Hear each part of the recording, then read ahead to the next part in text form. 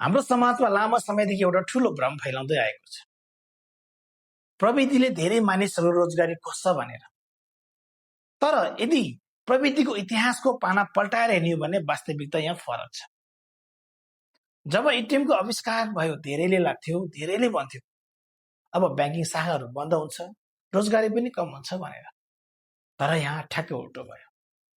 ब्याङ्कहरूले जनशाखा धेर खोल्न लागि, त्यही अनुसार मान्छे पनि धेरै जोडिन थाले।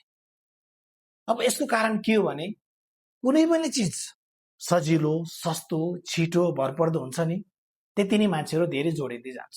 हो, केही काम गर्ने तरिकाहरू बदलिन्छ, केही सेवा सुविधाहरूमा परिवर्तन आउँछ, कोही अपग्रेड हुन्छ, तर कसैको रोजगारी खोज्दैन। रोजगारी झन् धेरै सिर्जना हुन्छ।